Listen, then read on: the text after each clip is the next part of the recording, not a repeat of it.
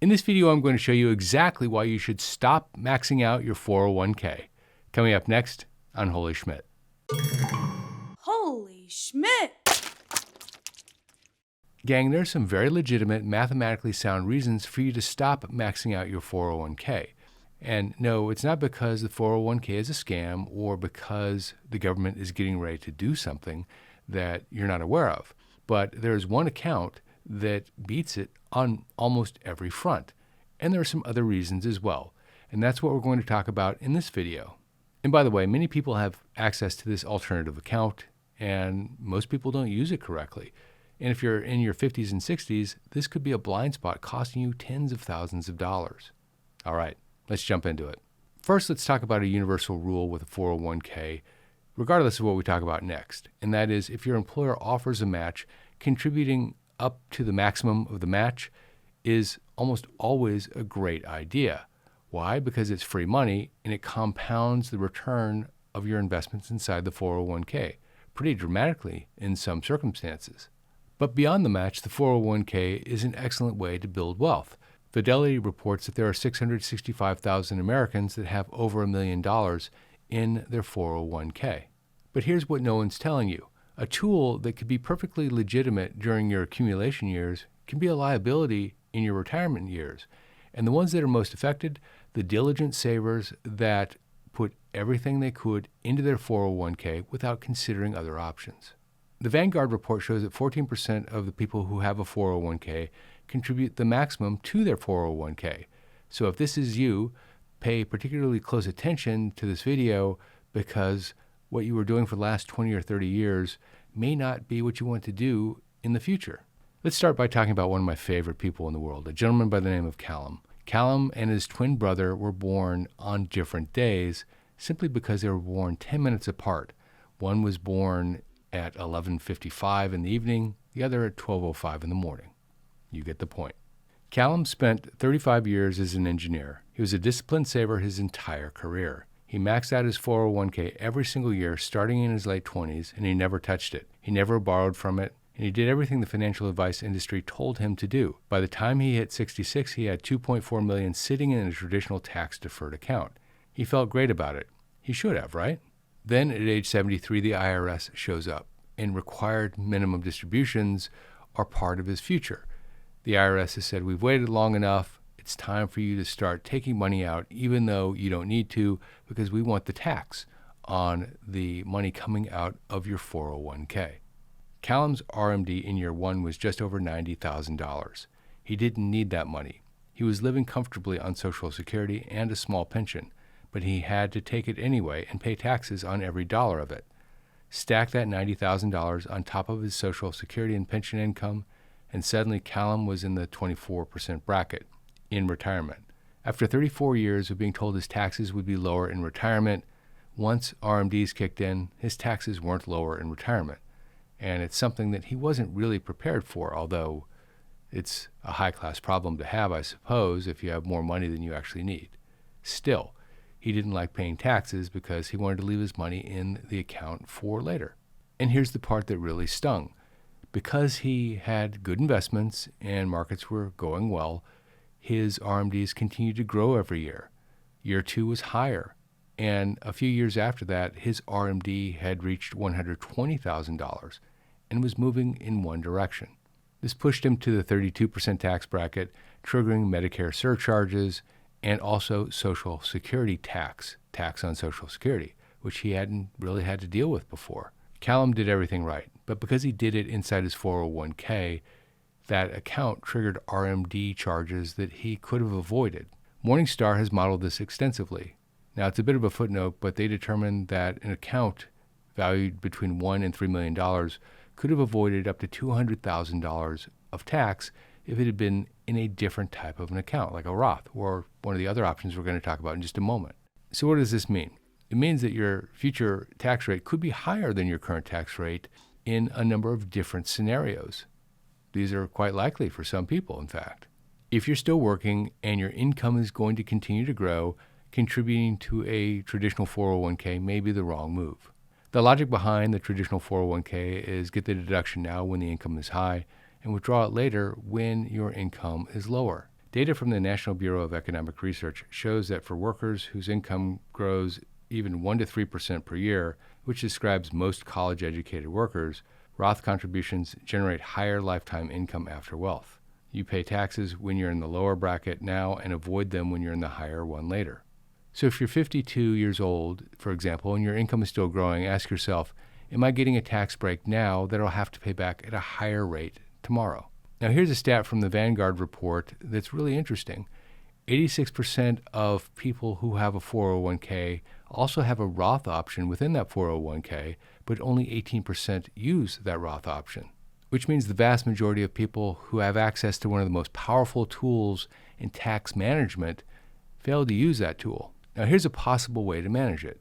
Delay Social Security and use those early retirement years to do Roth conversions at a low tax rate. Your income drops, your bracket drops. You convert traditional IRA money into Roth at 12 or 22%, money that will never be taxed again. Then at 70, you turn on the highest possible Social Security benefit, now largely shielded from RMDs, pushing you into higher brackets. This is one of the most powerful 1-2 combinations for people in their 50s or even early 60s, but it only works if you haven't overfunded your 401k.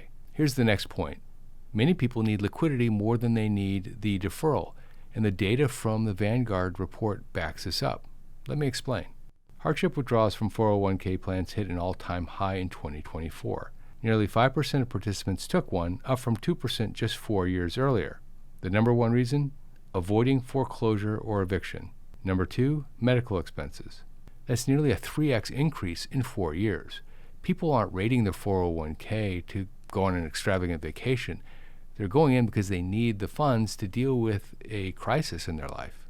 And a hardship withdrawal is one of the most expensive types of funds to access, because not only do you have to pay income tax on that money, but you have to pay a 10% tax penalty as well. So the order of operation matters. First, contribute to get the maximum employer contribution. At that point, it's time to make some decisions. If your financial foundation isn't solid, redirect those dollars and build a real emergency fund and pay down high-interest debt. And if you're planning on retiring before age 59 and a half, you'll probably need a taxable brokerage account alongside your retirement account. Low-cost index funds held for a long period of time, over 1 year, are taxed at long-term capital gain rates, 0 to 15% depending on the circumstances. That's a penalty-free withdrawal that you can access before 59 and a half. Some 401k plans are great, others are genuinely bad. And these genuinely bad ones don't benchmark well against some of the big 401k providers out there because they have high fees, they have limited options, and they have structured products where you don't even know the fee that you're paying because of the way the product is designed. And by the way, it is done by design that you don't know that fee. Small employer plans, under 100 employees, average all-in fees of 1% to 1.75% annually. A 1% fee difference over a 20-year career can shrink your final balance by 20 to 30%. If your plan has high fees, your next move is pretty straightforward. Get the match and then stop. Open an IRA at Vanguard, Fidelity, or Schwab. Institutional quality index funds at a fraction of the cost, and every dollar saved in fees keeps compounding for you instead. Now we're going to talk about the account that beats the 401k, Roth, or other. And we're going to use Callum's twin brother Marvin as an example. Marvin was working in operations management at a mid-sized company. He had a high-deductible health plan through his employer, not by choice. It was just what the company offered. For years, he'd been using his HSA like most people do, putting a few $100s in, using it to pay copays and prescription costs, and never thinking much about it. Then one day, a visiting rep from the HSA provider showed him what the account could actually do, and Marvin got serious. He maxed out his HSA account every year from age 54 to 65, and he paid his medical costs out of pocket when he could afford to do so. When he couldn't, he withdrew the funds from his HSA account. But here is the most important part. Marvin invested all of his funds in his HSA account into a low-cost mutual fund, and he saw those funds grow from 54 to 65 to well over $110,000 going into retirement. In retirement, Marvin used the funds to pay for his medical costs, his prescription drugs, his hearing aid, and a lot of other costs that he would have paid out of pocket if he had not had his HSA account. For Marvin, the $110,000 that he put into his HSA account was worth more than $140,000 that he would have contributed to an IRA, because he got the tax deduction going in, he didn't pay taxes on the growth, and he didn't pay taxes when he took the money out. And here's the part that Marvin loves to tell people. He still has the receipts from back in the day when he was paying his medical expenses out of pocket, and he can submit those receipts and get reimbursed in 5, 10, 15, 20, 30 years whenever he chooses to submit those receipts. So he can let the funds continue to grow, and if he needs additional money, he can take it out and just submit the receipts to do so. Now, there is a catch to this, and this is a deal breaker for some people, those that have a lot of medical claims in particular. In order for you to qualify for an HSA account, you have to have a high deductible health plan. And so that means that you're paying for a lot of medical costs up front out of pocket if you have a lot of claims. If your employer offers an HSA, this is one to pay attention to. Not the traditional 401k, that's pre-tax in and taxed on the way out. Not the Roth, after tax in, tax-free out. Only the HSA hits all three, and most people treat it like a medical spending card and nothing more. After age 65, you can use your HSA like an IRA, but no required minimum distributions, which means that you get the deduction going in, it grows tax-deferred inside the account, and then you pay taxes on it when you take it out, just like you would a traditional 401k or an IRA.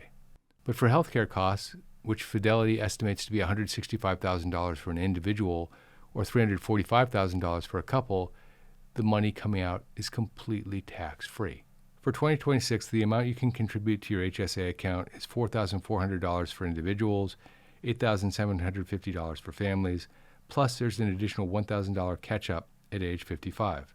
For most disciplined savers in their 50s and 60s, the right sequence is to get the employer match, max out the HSA, and then go back to the 401k. Most people never hear about this sequence until it's too late.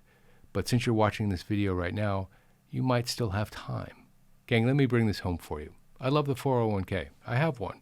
And I believe it's one of the greatest financial tools available to build wealth for retirement. But there's a difference between strategy and autopilot, and people often are on autopilot when they're just contributing to their retirement accounts. Strategy means that you understand where you are today and what your options are and adjusting so that you get the maximum outcome from your options available. So there's the Callum outcome, who did everything right and just maxed out his 401k, put it on autopilot. And then there's the Marvin outcome, who was a little bit more thoughtful about how he approached his retirement.